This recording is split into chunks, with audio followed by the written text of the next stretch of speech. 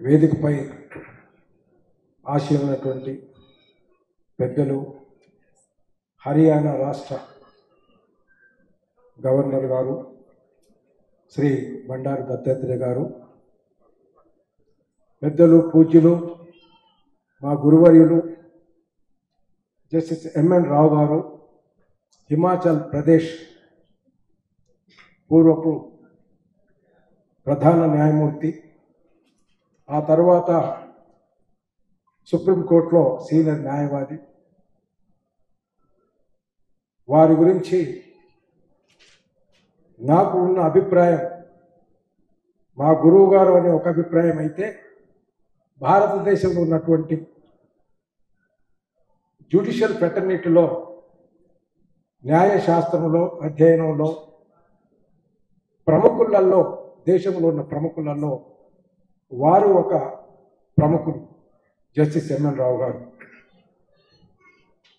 అట్లాగే justice PS Narayana గారు, ఆయన కూడా న్యాయశాస్త్ర రంగంలో సుమారు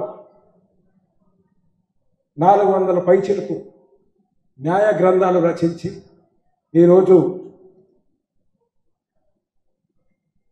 సెంట్రల్ గవర్నమెంట్లో మహాదాయ అనే సంస్థకు మెంబర్గా వాటర్ డిస్ప్యూట్ ట్రిబ్యునల్ విధులు నిర్వహిస్తున్నటువంటి పెద్దవారు. గోపాలకృష్ణ గారు ఫార్మర్ ఐఏఎస్ ఆఫీసర్, అనేక డిపార్ట్మెంట్స్కు సేవ చేసి ఈ వయసులో కూడా సమాజానికి తన వంతు కర్తవ్యాన్ని నిర్వహిస్తూ ఇవాళ ఈ కార్యక్రమానికి రావడం చాలా ఆనందదాయకం. అలాగే వేదికపై ఉన్నటువంటి పెద్దలందరూ కూడా చాలా పూజ్యులు, నిజానికి నాకు గుర్తు లాంటి వాళ్ళు. ఈ రకంగా ఈ కోవలోనే గౌరవనీయులు హర్యానా గవర్నర్ గారి గురించి చెప్పాలంటే, వారికి నేను శిశువుని.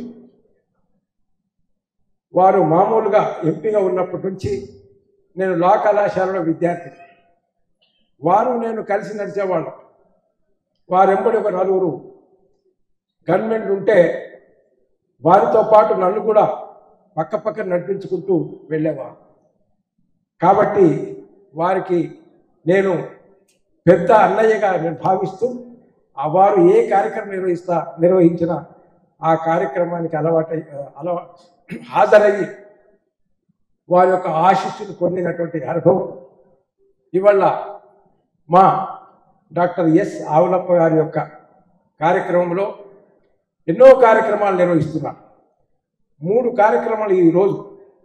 ఒకటి, వాళ్ళ డాటరు ఏర్పాటు చేసినటువంటి సంస్థకు, స్మార్ట్ అనే సంస్థకు 25 సంవత్సరాలు పరిపూర్తయిన సందర్భంగా ఒక కార్యక్రమం, వాళ్ళ నాన్నగారి పేరిట ఏర్పాటు చేసినటువంటి ఆవులప్ప ఫౌండేషన్ సందర్భంగా మరొక కార్యక్రమం, అలాగే తండ్రి గారి యొక్క జీవిత చరిత్రను రాసినటువంటి కుమార్తె మాధవి గారి స్వహస్తం చేత లిఖించబడినటువంటి వారి యొక్క జీవిత చరిత్ర ఆవిష్కరణ కార్యక్రమం మరొక అంశం. ఈ 3 అంశాలు ఇంత ఘనంగా జరగడానికి డాక్టర్ ఆవులప్ప గారి యొక్క గొప్పతనానికి, సమాజానికి చేసినటువంటి సేవకు ఇది ఒక నిదర్శనం. అందుకని ఈరోజు నాకు ఒక గొప్ప అవకాశంగా నేను భావిస్తున్నాను. పెద్దలు ఒక 2 నిమిషాలు ఆవులప్ప గారితో అనుబంధాన్ని నేను పంచుకోవడానికి నేను మీ ముందర నిలబడ్డాను. ఆవులప్ప గారుతో పరిచయం ఒక దశాబ్దం పైచిలుకే. ఒక పేషెంట్గా ఆయన విధులు నిర్వహిస్తున్నటువంటి ఆసుపత్రికి వెళ్ళినప్పుడు, మహావీర్ ఆసుపత్రికి వెళ్ళినప్పుడు అతను ఒక తెల్లటి కోటు వేసుకొని తన చైర్లో కూర్చున్నాడు. జస్టిస్ చంద్రయ్య గారు వస్తున్నారు అనగానే ఆయన దగ్గరికి వచ్చి, బయటకు వచ్చి, అతి దగ్గరగా వచ్చి రిసీవ్ చేసుకొని లోపలికి వెళ్ళారు. అది నాకు చాలా ఇంప్రెషన్ కలిగించింది. మామూలుగా డాక్టర్సు తన రూమ్లో నుంచి బయటకు రాకుండా ఎవరైనా పేషెంట్స్ వారి దగ్గరికి వెళ్ళాల్సింది తప్ప బెడ్లో ఉంటే తప్ప డాక్టర్ గారు పేషెంట్ గారి దగ్గరికి రాదు. మరి నేను మంచిగా ఉన్న వ్యక్తినే కదా నా దగ్గరికి వచ్చి రిసీవ్ చేసుకున్నాను. అది నాకు చాలా first impression is the best impression అనే దానికి నిదర్శనంగా వారు నా హృదయంలో ఒక గొప్ప డాక్టర్గా నిలిచిపోవడానికి ఇది ఒక ప్రధానమైనటువంటి కారణం. రెండవ కారణం, ఒకప్పుడు నేను ఆయనకు పేషెంట్ను, ఆ తర్వాత ఆత్మీయ సోదరుడిని అయిపోయాను. వయసు రీత్యా అతను పెద్దవారైనా తర్వాత కాలంలో ఒకానొక సంస్థకు the elders clubs of international foundation అనేటటువంటి ఒక స్వచ్ఛంద సంస్థకు అతను వైస్ చైర్మన్గా నిర్వహిస్తున్నారు. అట్లాగే one of the retired IPS officer చైర్మన్గా పదవి నిర్వహిస్తున్నారు. నాకు వారు honorary chairman of this club అనే పదవి ఇచ్చారు. ఈ సంస్థ యొక్క కార్యక్రమాల మూలంగా వారితో ఎప్పుడు కలవడం, కలిసి కార్యక్రమం నిర్వహించడం అనవాయితీ అయిపోయింది. సో ఆనాటి నుంచి నేటి వరకు మేము సమాన కార్యకర్తలుగా పనిచేస్తున్నాం. అది వారితో నాకున్నటువంటి అనుబంధం. తర్వాత డాక్టర్గా ఒక మనిషి సేవ చేయడానికి నిదర్శనంగా ఒక అంశాన్ని మీ దృష్టికి తీసుకొస్తాను.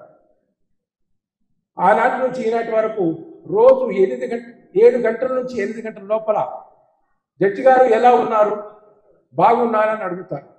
That is the first injection for me every day that I take. That is the benefit of a doctor to a patient. ఈరోజు ఆయన దగ్గరికి పేషెంట్గా రాలేదు, అతని యొక్క అభిమానిగా వచ్చాను, అతను అభినందించుకొచ్చాను, అతని జీవిత చరిత్ర చూసి చదివి ఆనందించాను. మాధవ్ గారు ఒక 2 సంవత్సరాల క్రితం ఫోన్ చేసి, సార్ నేను నాన్నగారి జీవిత చరిత్ర రాయాలనుకుంటున్నాను, మీరు తప్పకుండా దానికి ముందు మాట రాయాలి అన్నారు. ఎంతవరకు వచ్చిందో నాకు తెలియలేదు. మొన్ననే ఒక వారం రోజుల క్రితం తెలుగులో 4 అక్షరాలు రాసి వారికి పంపించారు. తెలుగులో అది బహుశా తప్పకుండా అది ముద్రించిందని అనుకుంటున్నాను. సార్ 4 మాటలు రాశారు. డాక్టర్ గారి యొక్క సేవలు నాకు మాత్రమే కాదు, నిరంతరం డాక్టరే ఆయన. అందుకని డాక్టర్ యొక్క వృత్తి దేనిపైన ఆధారపడి ఉందంటే పేషెంట్ పైన, నమ్మకం పైన ఆధారపడి ఉంది. ఒకనొక ఇన్సిడెంట్ అతను నాతో పంచుకున్నటువంటి అంశాలు మీ దృష్టికి తీసుకొస్తాను. జీవిత చరిత్ర అంతా చదివారు సోదరి మనకు. ఏమిటి అంశం అంటే, డాక్టర్ గారు తన యొక్క విధి నిర్వహణ తర్వాత సాయంకాలం వేళ ఇంటికి పోయే సమయంలో కార్లో ఎక్కుపోతున్న సమయంలో ఒక పేషెంట్ వచ్చాడు. డాక్టర్ గారు నాకు ఆరోగ్యం బాగలేదు, అందుకని మిమ్మల్ని నేను కలవడానికి వచ్చాను, నా యొక్క బాధ చెప్పుకోవడానికి వచ్చాను అని అంటే, డాక్టర్ గారికి ఏం చేయాలో తోచలేదు. వెళ్ళే సమయం, కార్లో ఎక్కబోతున్నారు, పేషెంట్ వచ్చారు. ఏం చేయాలి? అతని ప్రాణాన్ని రక్షించాలి అంటే పరీక్ష చేయాలి, ఓ మందు ఇవ్వాలి. ఆయన పూర్వపు పేషెంట్, అందుకని ఏం చేశారు, తన జేబులో ఉన్నటువంటి ఒక టాబ్లెట్ తీసి ఇచ్చారు. ఏ టాబ్లెటో ఇతనికి తెలియదు, ఏ టాబ్లెటో పేషెంట్కి తెలియదు. ఆ పేషెంట్ ఇంటికి వెళ్ళి వేసుకున్నాడు. మరుసటి రోజు వచ్చారు, డాక్టర్ గారు నా జబ్బు తగ్గిపోయింది అన్నారు. అంటే ఏంటి? Doctor is patient has a greater confidence on the doctor. అతను ఏది ఇచ్చినా అది మందు అవుతుంది, ఏ మందుతోనైనా నా యొక్క ఆరోగ్యం బాగుపడుతుంది నమ్మకం. ఇవాళ సమాజంలో అలాంటి భావన రోజు రోజుకు దూరం అవుతుంది. అందుకని ఇవాళ హ్యూమన్ వాల్యూస్ గురించి అందరూ ఆలోచించాల్సిన అవసరం. ఒకవైపు ఒక వర్గం ఆనందంగా ఉన్న మెజారిటీ వర్గం ప్రపంచంలో కానీ దేశంలో కానీ ఆనందంగా లేదు. Many of them are suffering with so many diseases, mental and physical.